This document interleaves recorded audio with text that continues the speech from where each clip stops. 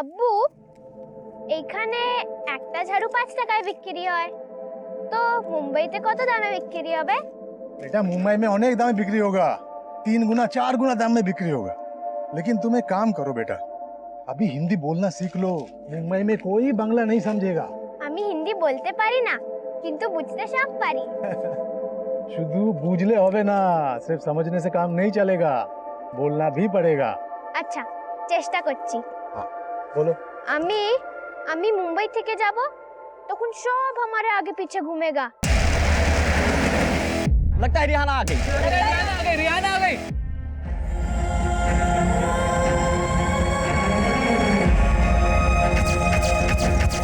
हम मेम बन जाएगा और फिर सब हमारा फोटो निकालेगा ऐसे।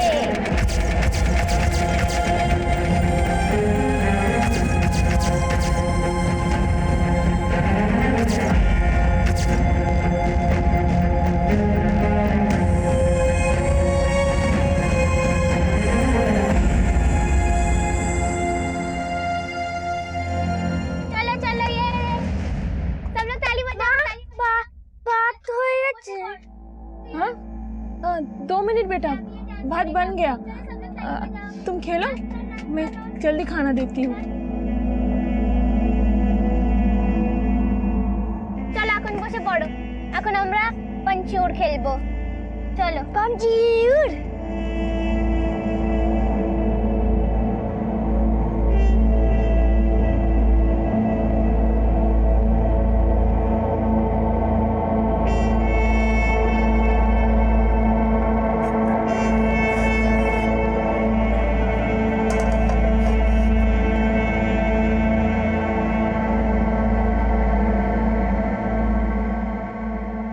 এসে গেছো? রেশন लेकर नहीं आई? किराने वाले झाड़ू नहीं लिए और उधार देने से भी मना कर दिया। बच्चे भूखे हैं। मैंने झूठ कहा, भात बन रहा है। क्या जवाब देंगे उन लोगों को?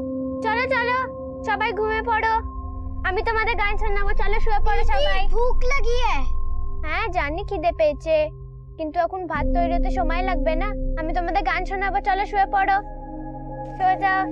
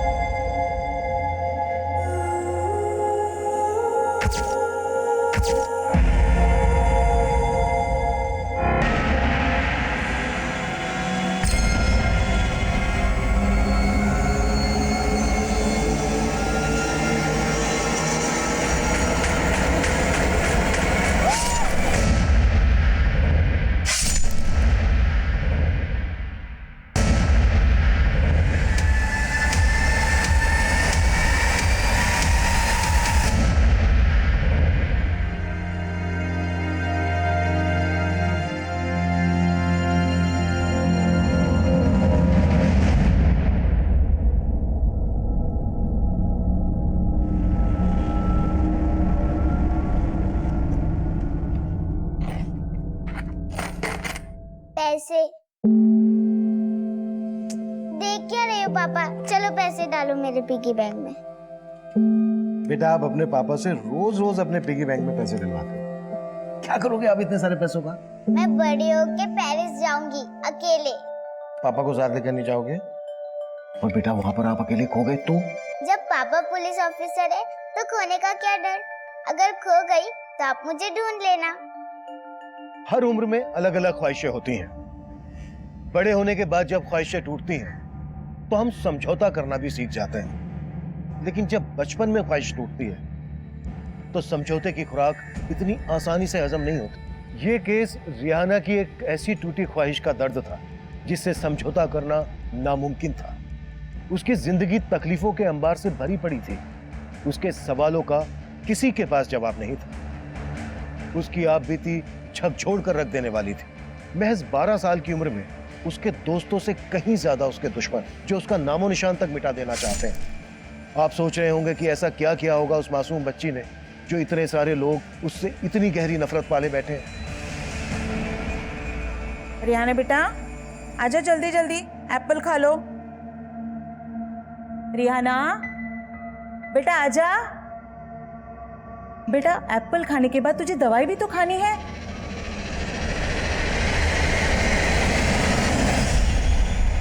क्या हुआ बेटा? रिहाना क्या हुआ बेटा, क्यों डर रही है? हाँ? रिहाना लग जाएगा बेटा, छोड़। तुम यहाँ आके मारना चाहता हमको? नहीं बेटा, हमें मारने देते नहीं। अब्बू को बुला, बुआ को बुला। पाटिल साहब लौकर या। बेटा लग जाएगा बेटा, बेटा लग जाएगा। रिहाना रिहाना रिहाना रिहाना रिहाना रिहाना पाटिल साहब, रिहाना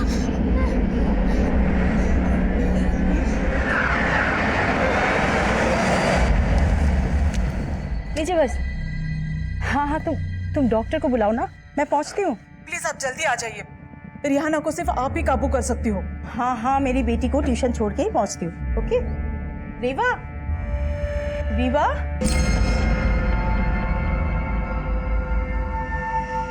रीवा रीवा रीवा बेटा।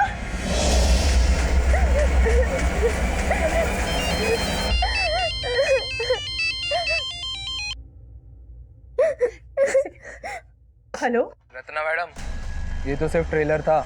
अगर तूने हमारी बात नहीं मानी ना तो तुझे पूरी फिल्म दिखा देंगे।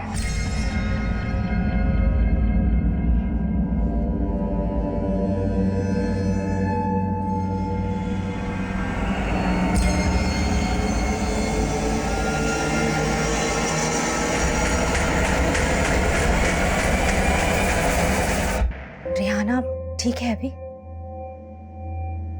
डॉक्टर ने अभी इंजेक्शन दिया है। रत्ना मैडम नहीं आई? मुसीबतें उनका पीछा ही नहीं छोड़ रही है, इसीलिए उन्होंने मुझे भेजा। वो लोग अब काबू से बाहर हो गए। वो लोग रिहाना को नहीं मार पाए, इसलिए रत्ना मैडम के पीछे पड़ गए।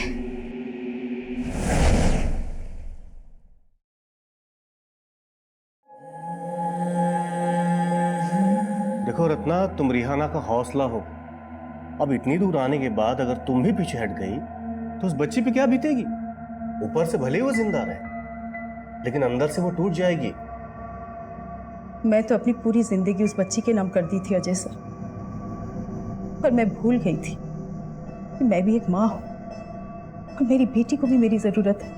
वो लोग बहुत खतरनाक हैं और उनके वजह से मेरे हस्बैंड मेरी बेटी को लेकर अपनी माँ के घर चले गए, पर मुझे अपनी बेटी से मिलने तक नहीं दे रहे। अच्छा एक बात बताओ, उन्होंने तुम्हारे घर पे हमला किया, तुम्हें धमकी दी, तो फिर तुमने पुलिस कंप्लेंट क्यों नहीं की?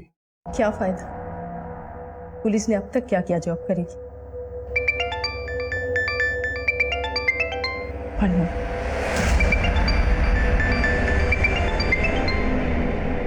हाँ शबनम बोलो। हेलो हेलो रत्ना मैडम, वो लोग मेरी दुकान।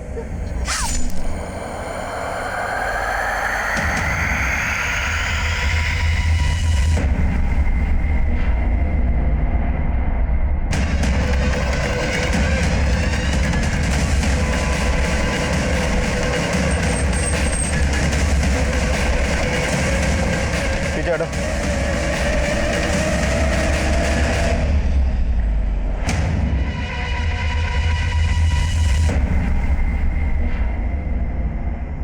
किसने मारा इसे? कौन था? किसी ने देखा?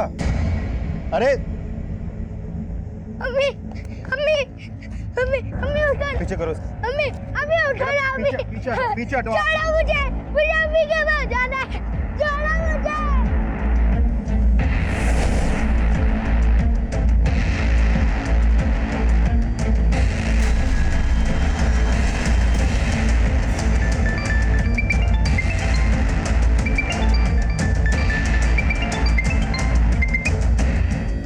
जैन सर, इस केस में मेरी एंट्री शबनम के मर्डर के बाद हुई थी।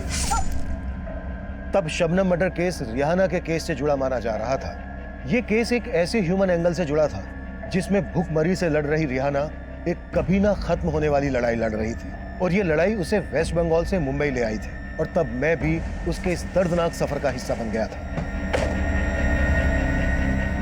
जैन सर, जय सर ये रिहाना केस की फाइल। शबनम मर्डर केस की क्या अपडेट है, पहले ये बताओ। सर जाहिर है कि शबनम का मर्डर करने वाले उन्हीं लोगों से कनेक्टेड है जो रिहाना केस के सस्पेक्ट हैं, लेकिन फिलहाल कोई स्ट्रॉन्ग एविडेंस नहीं मिला सर वहाँ ना तो कोई सीसीटीवी था और ना ही क्राइम सीन का कोई ऐसा विटनेस सामने आया जो उन क्रिमिनल्स के खिलाफ कुछ बोले।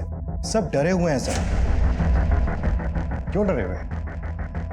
उनके अंदर के डर को निकालना, उन्हें कॉन्फिडेंस में लेना भी तो हमारा ही काम है ना। चलो एक बार को मान लेते हैं कि शबनम को उन लोगों ने टारगेट बनाया जो रिहाना केस में सस्पेक्ट है, लेकिन उन्होंने शबनम को 1 साल के बाद टारगेट क्यों बनाया? रिहाना तो शबनम को 1 साल पहले मिली थी ना।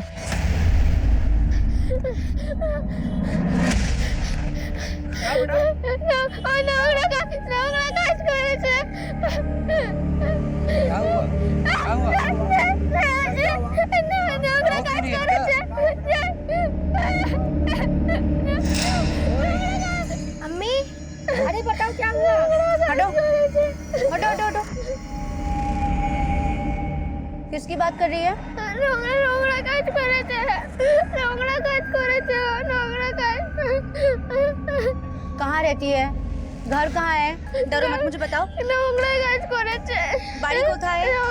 বাড়ি কোথায়? কোথায় থাকিস আমাকে বল। মোহল্লা। আরে বাড়া মহল্লাটা কোথায় আমাকে বলবি? सर शबनम बंगाली थी, इसलिए शबनम ने रिहाना से बात की। शबनम और वहाँ के लोगों को लगा कि रिहाना के साथ कुछ गलत हुआ था, इसलिए उन्होंने हमें इन्फॉर्म किया। क्या हुआ इसको? पता नहीं, कुछ भी नहीं बता रही है। इस लड़की को तो ये भी नहीं पता कि इसका घर कहाँ है। बस बार बार एक ही बात बोल रही है कि नोंगड़ा काज नोंगड़ा काज। नोंगड़ा काज मतलब? सब बंगाली में नोंगड़ा काज का मतलब गंदा काम होता है। गंदा काम? बेटा क्या हुआ आपको? सर समझ में नहीं आया, जब मैं रिहाना से बात करने गया तो वो हमें देखकर डर के मारे भाग क्यों गई? साहब लगता है मिर्गिया है। और जब उसकी हालत नॉर्मल हुई तो हमने शबनम की मदद से उससे दोबारा बात करने की कोशिश की। तो नाम की? सर रिहाना ने शबनम को जो भी बताया उससे यही लगा कि रिहाना बंगाल से मुंबई आई थी और उसे मुंबई में कहीं फोर्सफुली रखा गया था, लेकिन कहाँ ये वो भी नहीं जानती थी। फिर सर हमने रिहाना की फोटो दिखाकर आसपास पूछताछ भी की और एक आदमी ने रिहाना की फोटो को आइडेंटिफाई भी किया। सर उस आदमी ने बताया कि उसने रिहाना को विष्णु के घर में देखा था और जब हमने विष्णु से रिहाना के बारे में पूछताछ की उसने रिहाना को पहचानने से मना कर दिया। तो तब तुमने विष्णु के खिलाफ कोई ठोस एक्शन क्यों नहीं लिया? लेकिन सर तब सिर्फ एक गवाह के अलावा किसी ने भी उसके खिलाफ बयान नहीं दिया था, लेकिन बाद में हमने एक्शन लिया था सर। बाद में तुम लोगों ने एक्शन इसलिए लिया था क्योंकि सर्वोदय अखबार के एडिटर ने उस बच्ची पर एक आर्टिकल छापा था। उस आर्टिकल से पुलिस डिपार्टमेंट की कितनी किरकिरी हुई है मालूम है तुम लोगों को? तुम्हारे एक्शन लेने से हुआ क्या? विष्णु तो अब भी फरार है। लेकिन सर सिर्फ विष्णु अकेला सस्पेक्ट नहीं है। बोल तो ऐसे रहे हो जैसे बाकी सब लोगों का पता लगा लिया। पिछले 1 साल से ये स्केच लेकर घूम रहे हो और शबनम के मर्डर के बाद भी सेम एक्सक्यूज है कि कोई सामने नहीं आ रहा है, डर रहे हैं सब। रिहाना के माँ बाप उसके घर का पता भी नहीं लगा पाए अभी तक। सर हम कोशिश कर रहे हैं। कोशिश नहीं, आई वांट रिजल्ट कमल। अब इस केस में कोई कोताही नहीं बरती जाएगी, अंडरस्टैंड?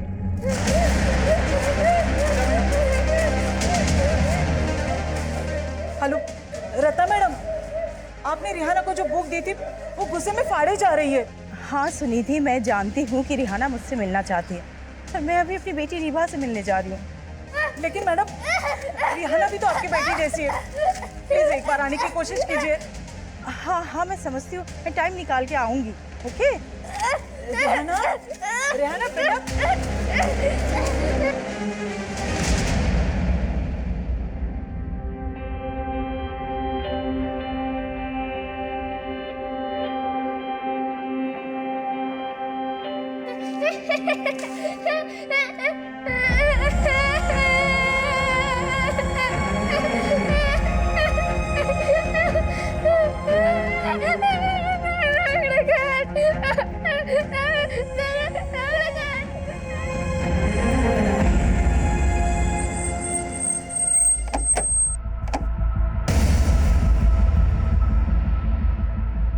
सर यही शबनम की दुकान है। शबनम का बेटा भी यहाँ आता था कभी कभी और शबनम का एक भाई भी है सर। सर मैंने शबनम के बेटे और उसके भाई से भी पूछताछ करने की कोशिश की, लेकिन वो लोग भी चुप रहे और शबनम की मौत के बाद उसके बेटे को शबनम का भाई अपने साथ ले गया। शबनम का मर्डर दोपहर को 12 बजे हुआ। ऐसा लग नहीं रहा है कि हत्यारों को किसने विटनेस ना किया।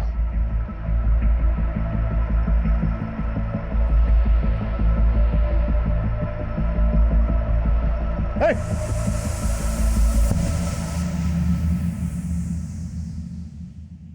तो मुझे देख के ऐसे अचानक जाने क्यों लगे? क्योंकि मुझे मालूम है साहब, आप वही सब पूछिए और मैं कुछ नहीं जानता। आपको देखकर ऐसा लग नहीं रहा है कि आप कुछ नहीं जानते। देखिए, आपको डरने की जरूरत नहीं है, आपकी हिफाजत की जिम्मेदारी हमारी है। आपने जो भी देखा, आप जो भी जानते हैं, हमें बता दीजिए। साहब 3 लोग थे वो, और उन्होंने चेहरे पे कपड़ा लगाया हुआ था, और वो तीनों एक ब्लू कलर की वैन से आए थे और उसी में वापस चले गए। इसके अलावा मैं कुछ नहीं जानता। इस एरिया में आने वाले सभी रास्तों के सीसीटीवी खंगालो। वारदात के वक्त जितनी भी ब्लू गाड़ी इस डायरेक्शन में आई है, इस डायरेक्शन से गई, सबको जीरो डाउन करो। शबनम के भाई और बेटे से दोबारा मिलने की कोशिश करो। शबनम से जुड़ी हर बात पता करो। हम शबनम के मर्डर को रिहाना केस से जुड़ा हुआ मान रहे हैं, और हो सकता है अपराधी हमारी सोच से परे हो। सर,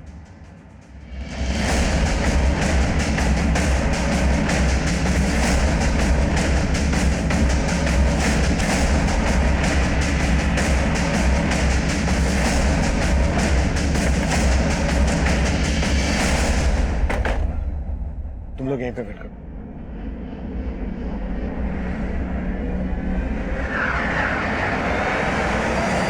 आजा बेटा, आजा, मैं हूं ना, आजा। बेटा, हेलो बेटा, आओ आओ बैठो।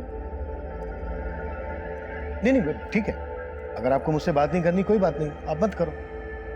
अच्छा देखो बेटा, मैं आपके लिए गिफ्ट लेकर आया हूं। ये लो।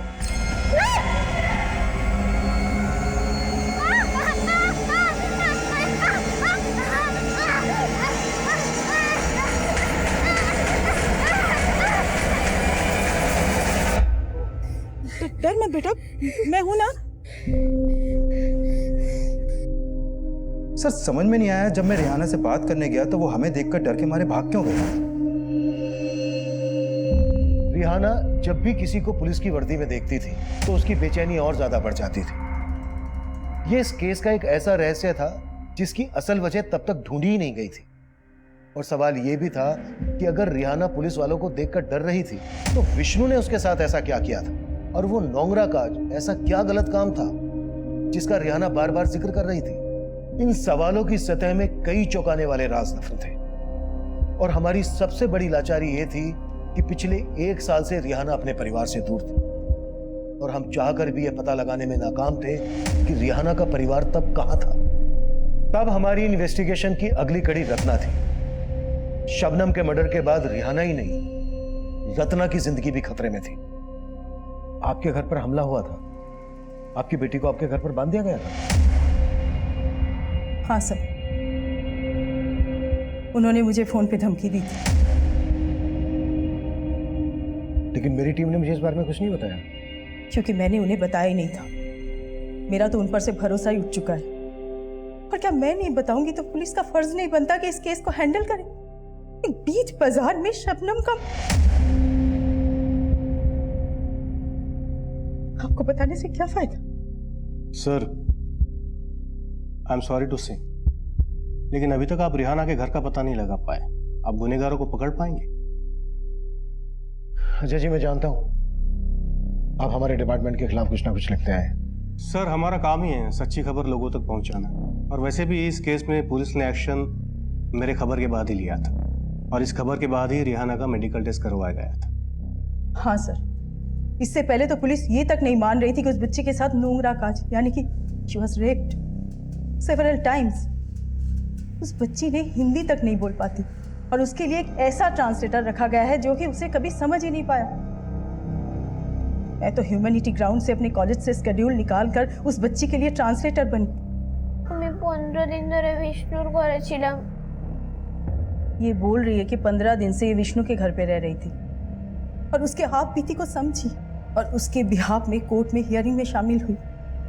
मिलॉर्ड, सबसे पहले मैं कोर्ट का शुक्रिया अदा करूंगा कि उन्होंने रत्ना को रिहाना के बिहाफ पर ट्रांसलेटर नियुक्त करने की इजाजत दी, और अब मैं चाहूंगा कि रत्ना जी कोर्ट को वो सारी बातें बताएं जो रिहाना ने उन्हें बताई, कि कितने वक्त से रिहाना विष्णु के घर में रह रही थी और विष्णु उनके साथ कितनी ज्यादतियां करते थे। सर, रिहाना ने मुझे बताया कि वो करीब 15 दिन से विष्णु के घर रह रही थी और उसने मुझे ये भी बताया कि विष्णु उसके साथ रोज कई बार रेप करता था।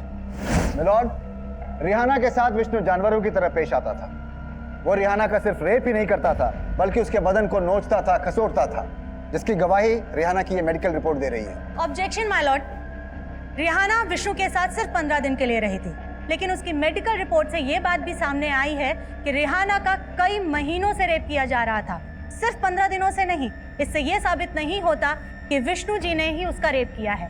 और गौर करने वाली बात यह है माय लॉर्ड कि जब रिहाना का मेडिकल टेस्ट हुआ तो उसके शरीर से विष्णु का कोई भी डीएनए सैंपल नहीं मिला। और ऐसा इसलिए हुआ मिलॉर्ड कि पुलिस ने रिहाना का मेडिकल करवाने में देर की। और अगर विष्णु ने ऐसा कुछ किया ही नहीं तो फिर इसने झूठ क्यों कहा? इसने पुलिस को इनकार क्यों किया कि रिहाना को ये जानता तक नहीं था? मैं तो इसे नहीं जानता सर। क्योंकि मेरे क्लाइंट डर गए थे माय लॉर्ड, क्योंकि उन्होंने रिहाना को सिर्फ कामकाज के लिए रखा हुआ था। आप बताएंगे कोर्ट को कि आपको रिहाना से किसने मिलवाया था? आफ्ताब। माना कि मैंने पहले झूठ बोला था, लेकिन आफ्ताब ने मुझसे सबसे बड़ा झूठ बोला जब वो रिहाना को मेरे घर पे लेकर आया था। सेठ, झाड़ू पोछा बर्तन घर का सारा काम जानती है। पगार कितना लेगी? लड़की जरूरतमंद है, रहने खाने के साथ अगर 5,000 रुपये महीना दोगे ना तो इसके घर वालों का भला हो जाएगा। वो बोला रिहाना 15 साल की है। सर, मैंने तभी आफ्ताब को 5,000 रुपये एडवांस भी दिया था, लेकिन बाद में उसने मुझे ब्लैकमेल करना शुरू कर दिया। ब्लैकमेल? हाँ सर, सच तो यही है। वो जानता था रिहाना का रेप हुआ था, वो मुझे फ़ोन करके धमकी देता था सर। हेलो, देख सेठ, अगर तूने मुझे 5 लाख रुपए नहीं दिए ना तो तेरा वो हाल होगा कि जिंदगी भर पछताएगा तू। सर, मैं तब भी बहुत डरा हुआ था, मेरे पास इतने पैसे नहीं थे और अचानक रिहाना गायब हो गई और ये सब हो गया। ये जो रिहाना कर रही है ना, ये सब आफ्ताब के कहने पर कर रही है सर। ये सब आफ्ताब का किया धरा है सर। विष्णु ने सरासर झूठ बोला था, इसीलिए तो जमानत मिलते ही फरार हो गया। नाम श्योर विष्णु ने ही शबनम का मर्डर करवाया और उसी ने मुझे फोन में धमकी दी। कि धमकी वाला कॉल किस नंबर से आया था?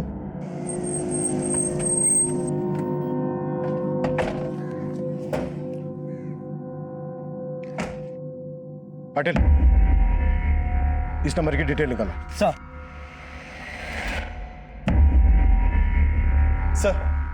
सर मैंने शबनम के भाई और बेटे से बात करने की कोशिश की, लेकिन कोई फायदा नहीं हुआ। सर, शबनम के बैकग्राउंड में ऐसा कुछ भी सस्पिशियस नहीं मिला जिससे ये पता चल सके कि शबनम के मर्डर के पीछे कोई पर्सनल एंगल हो। रिहाना की फैमिली का पता लगाने के लिए क्या क्या एक्शन लिया गया? सर, मैंने वेस्ट बंगाल पुलिस हेडक्वार्टर में रिहाना की फोटो भेजी थी, लेकिन वहां से अभी तक कोई अपडेट नहीं मिला। कोई अपडेट नहीं मिला तो हाथ पे हाथ रखकर बैठ गए? अब सरमा झुकाओ इस तरह से, तुरंत वेस्ट बंगाल के लिए निकलो और जब तक रिहाना की फैमिली का पता नहीं चल जाता है वापस मत आना। सर।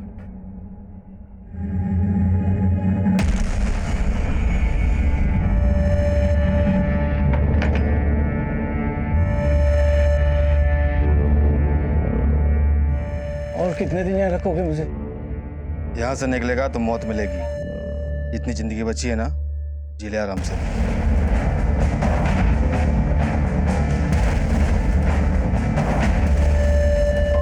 कमिंग सर, मैंने उस ब्लू कलर की वैन का ट्रायल चेक किया जिसमें शबनम के हत्यारों को जाते हुए देखा गया था।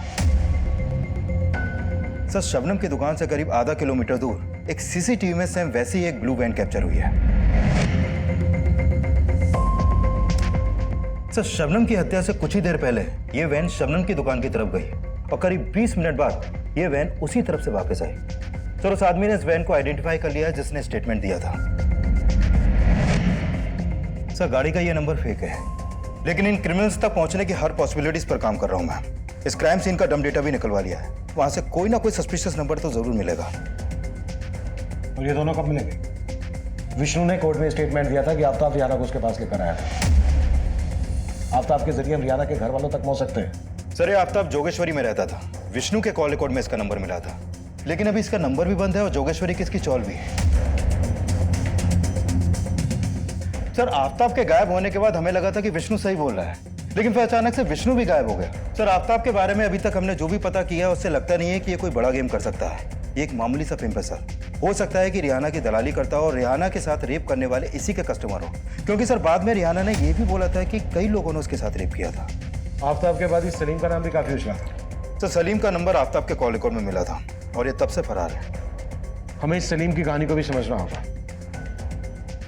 और इस रात से भी पर्दा गिराना होगा कि रिहाना पुलिस की वर्दी को देखकर इतना डर क्यों जाती है। रिहाना, बुआ कोথায় ছিলে? मैं तो यहीं पे थी, लेकिन रीवा রিভা এসেছে? नहीं बेटा, रीवा तो नहीं आई है, पर एक अंकल आए हैं, तुमसे कुछ बात करना चाहते हैं। बेटा, अंकल सलीम के बारे में जानना चाहते। बोलो तुम्हें তোমাকে আপুর কাছে নিয়ে যাবে, বলো শোনা। আমি গ্রামে ছিলাম, ये गांव में थी, অনেক খুশ ছিলাম। बहुत खुश भी थी। আর তখনই প্রথমবার আমি সালিম ভাইজানকে দেখেছি। और तभी ये पहली बार सलीम से मिली। খাবো ছেড়ে দেব। बहुत मीठा गला है रिहाना का, एकदम मुंबई के लिए बना हुआ है।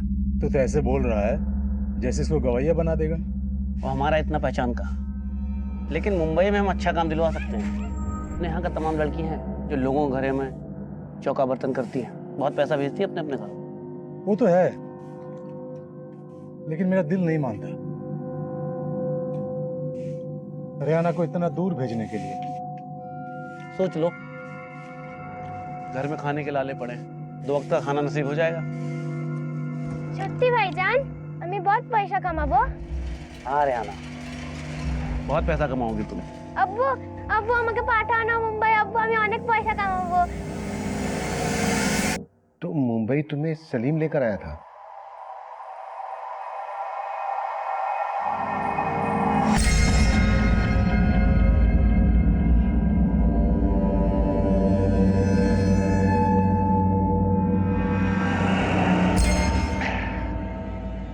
चल तुम्हारा एक फोटो ले लेते हैं, काम के लिए जरूरत पड़ेगी।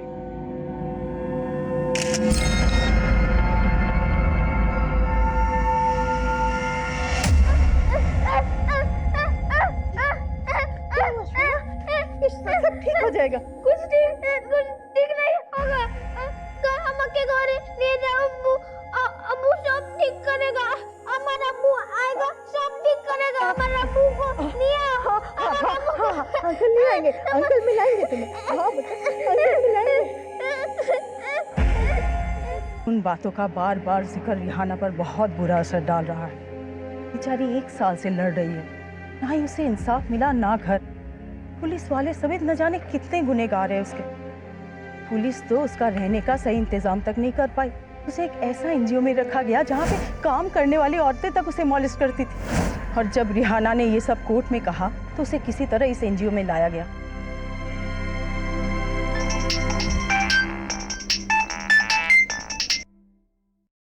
हाँ कमल। सर जिस नंबर से रत्ना को थ्रेट कॉल की गई थी वो नंबर फेक आईडी से लिया गया था, और जिस समय रत्ना को कॉल हुई थी उस समय वो नंबर मीरा भाईंदर में एक्टिव था, और जब उस नंबर के कॉल रिकॉर्ड निकाले तो उसमें एक और नंबर मिला सर, और वो नंबर भी फेक आईडी से लिया गया था, लेकिन वो नंबर अक्सर नाला सुपारा में एक्टिव रहता है। कमल, नाला सुपारा के इस नंबर को ट्रेस करो कि हमारे किसी सस्पेक्ट का नंबर हो सकता है। Okay sir. ओके। हम तब उन दोनों संदिग्ध मोबाइल्स नंबर की जांच में जुटे थे। वहीं वेस्ट बंगाल में रिहाना के परिवार की तलाश भी जोरों पर थी। तभी हमने उन दोनों नंबर्स में से एक नंबर को नाला सुपारा में ट्रैक किया।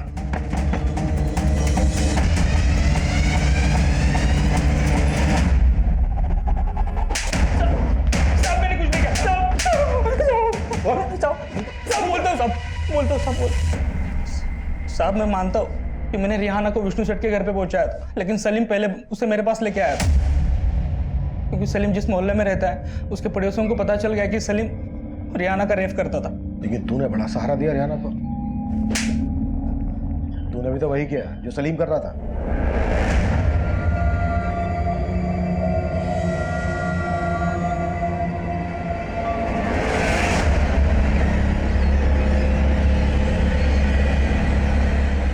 माल तो अच्छा लाया रे तूने। लाना, इसके लिए और ग्राहक, तू भी कमा मैं भी कमाएगा। साहब फिर एक दिन मैं रिहाना को विष्णु शेट्टी के घर पे लेके गया।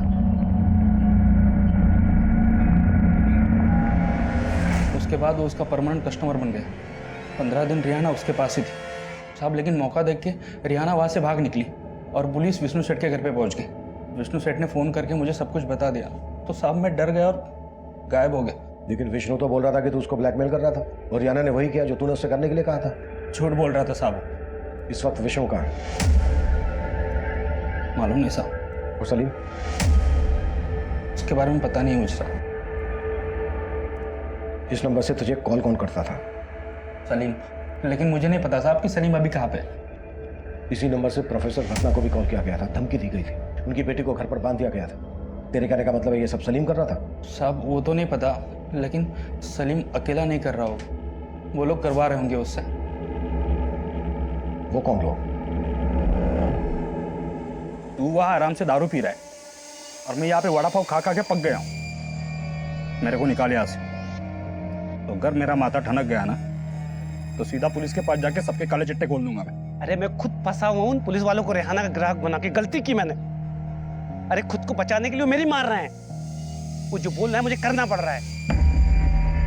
किन पुलिस वालों की बात कर रहा था वो? साहब ये तो आपको सलीम ही बता सकता है।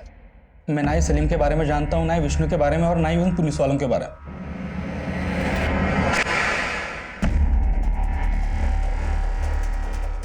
इस केस ने पुलिस डिपार्टमेंट की छवि बिगाड़ के रख दी है। इस बच्ची के साथ पुलिस वालों ने भी।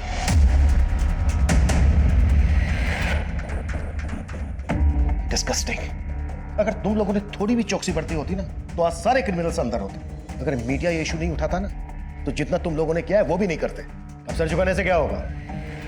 विष्णु इस केस का प्राइम सस्पेक्ट था। तुमने इसे गिरफ्तार किया, कोर्ट में पेश किया, लेकिन जमानत मिलते ही गायब हो गया। क्या कर रहे थे तुम लोग?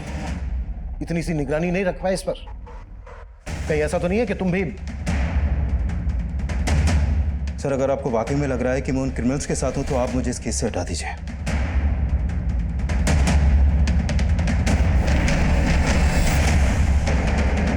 आफ्ताब की कोर्ट में पेशी की तैयारी करो। सर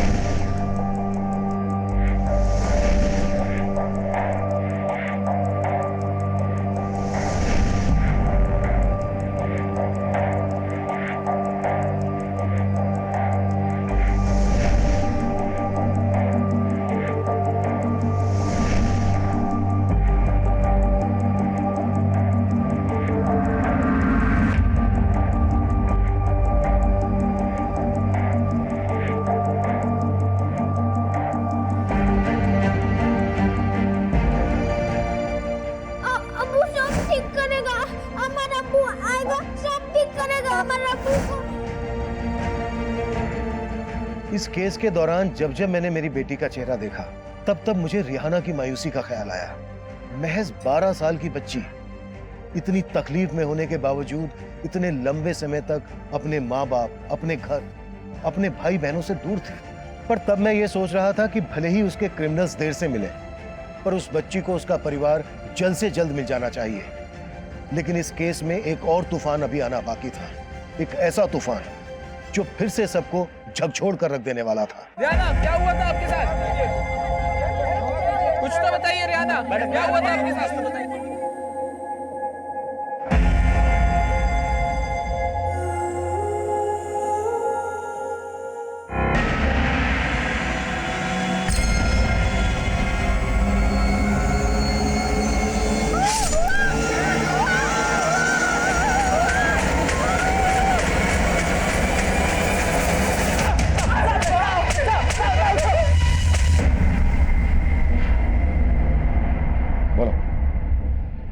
किसके कहने पर हमला किया था?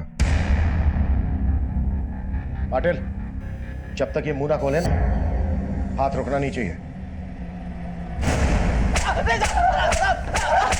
सर ये दोनों हिस्ट्री शीटर हैं, मुन्ना और विजय। रंगदारी और धमकी के केस में कई बार अंदर भी जा चुके हैं लोग। मतलब ये पक्का है कि किसी ने सुपारी दी है? सलीम या उन पुलिस वालों में से ही कोई होगा?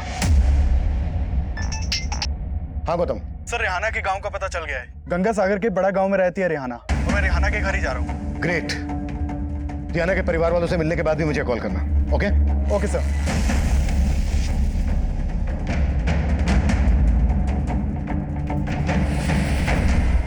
हाँ, रेहाना हमारी बेटी है, लेकिन हम उसे यहाँ नहीं ला सकते। अब होने दीजिए उसकी किस्मत में जो है। आपको जरा भी अंदाजा है कि आपकी बच्ची किस हालत से गुजर रही है और आप उसे यहाँ घर पे नहीं लाना चाहते?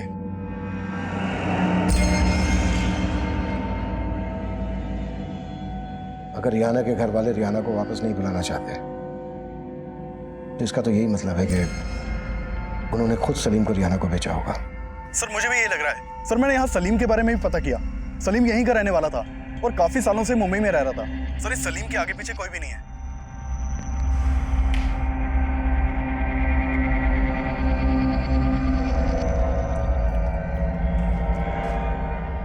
হ্যাঁ গো, কেমন বাপ তুমি? अपने बेटी से ही पालना झाड़ लिया। अम्मी बोलती बस, अब इस घर में रेहाना का जिक्र नहीं होगा। जाओ, काम करो अपना।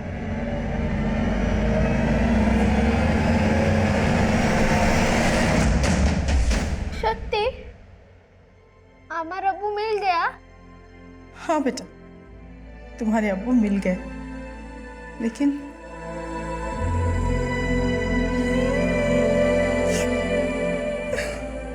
কেঁদো না। তুমি इसलिए रो रहा है ना कि আমি ছেড়ে चला जाएगा? हाँ बेटा, मैं इसलिए रो रही हूँ। तुम मुझे छोड़ के चली जाओगी ना? না না, আমি আমার আব্বুকে পাস তোমাকে নিয়ে जाएगा। আমি তুমি साथ रहेगा।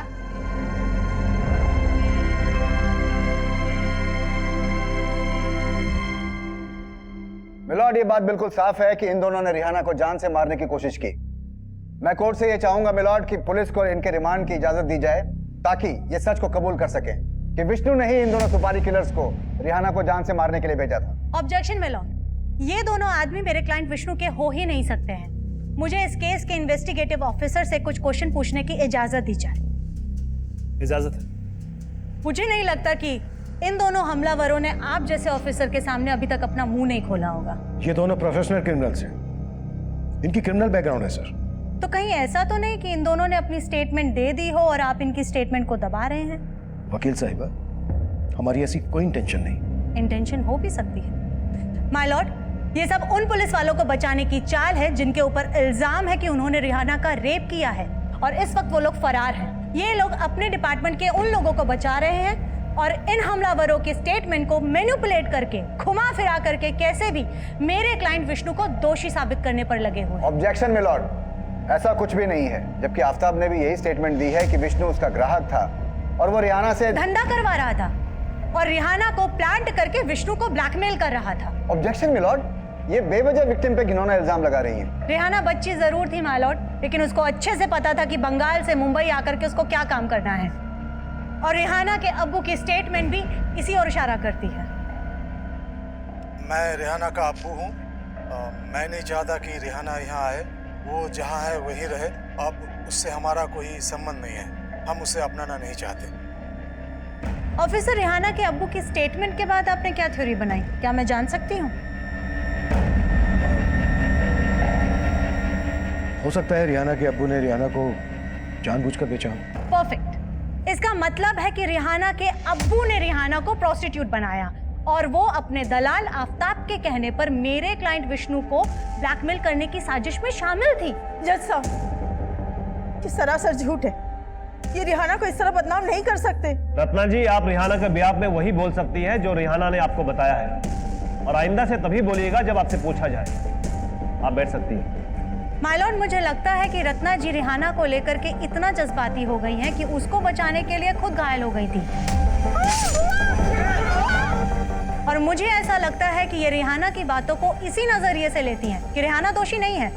एक ऐसे इंसान को रिहाना का रिप्रेजेंटेटिव नहीं बनाया जा सकता। इसलिए मेरी कोर्ट से गुजारिश है कि रिहाना के लिए नया ट्रांसलेटर अपॉइंट किया जाए।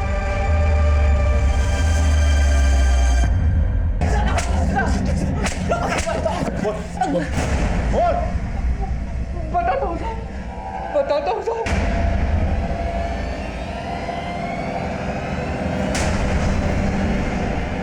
किसके कहने पे क्या था हमला?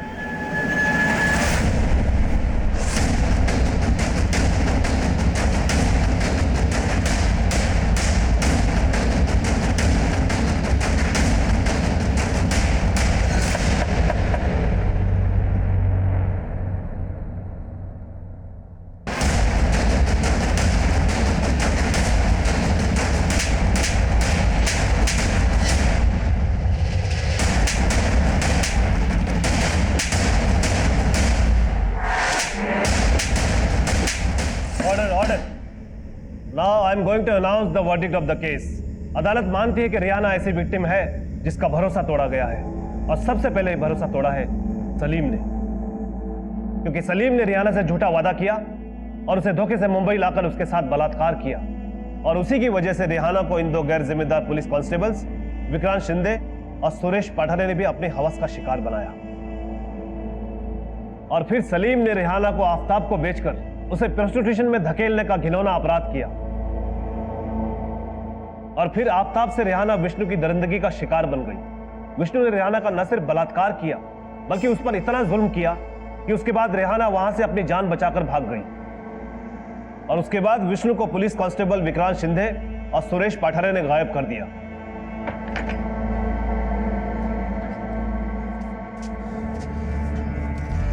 और कितने दिन यहाँ रखोगे मुझे? यहाँ से बाहर जाएगा ना तो मौत मिलेगी।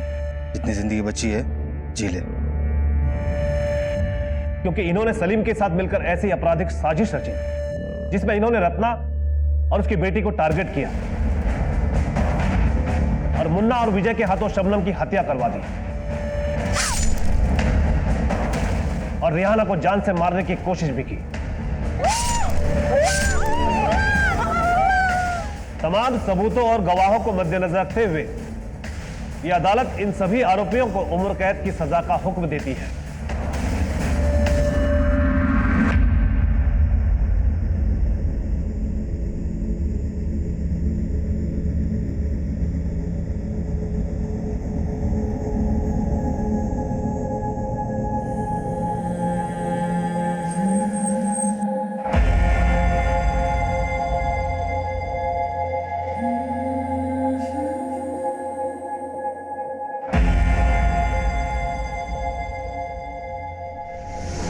साहब, ऐसी बात नहीं है कि हम रियाना से प्यार नहीं करते,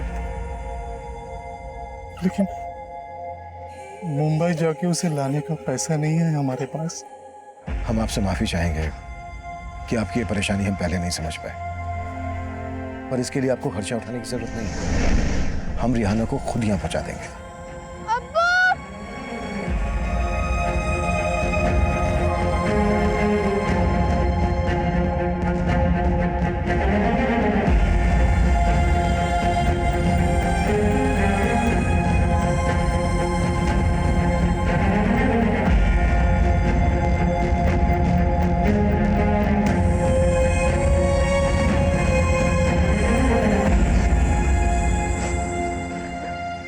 এটা তোমার জন্য।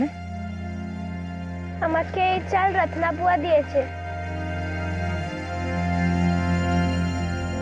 रिहाना के दर्द और मायूसी को मुस्कान का मरहम मिला। वो अपने परिवार से मिलकर खुश है, लेकिन आज भी उसके अंदर कई ऐसे सवाल उमड़ रहे होंगे जिनका जवाब देना मुश्किल है। ये वो गंभीर सवाल हैं जो आए दिन हमारे देश, हमारे समाज को कलंकित कर रहे हैं। रेप जैसा अमानवीय अपराध रोजाना हमारी बहन, हमारी बेटियों, बच्चियों को पीड़ित बना रहा है, लेकिन हम चाहकर भी इसकी रोकथाम नहीं कर पा रहे हैं। इंसानियत का स्तर दिन ब दिन गिरता जा रहा है, पर हमें यह सोचना होगा कि हम अपने हिस्से की इंसानियत को पूरी ईमानदारी से निभाएं। बुराई को बुराई करके तो नहीं रोका जा सकता, लेकिन हमें अच्छाई को अच्छाई करके बचाना होगा। अब मैं अभिमन्यु जिंदल आप लोगों से विदा लेता हूं। आपसे फिर मुलाकात होगी एक नए केस के साथ। देखते रहिए क्राइम पेट्रोल 10 तक। मकसद बताना नहीं, बचाना है।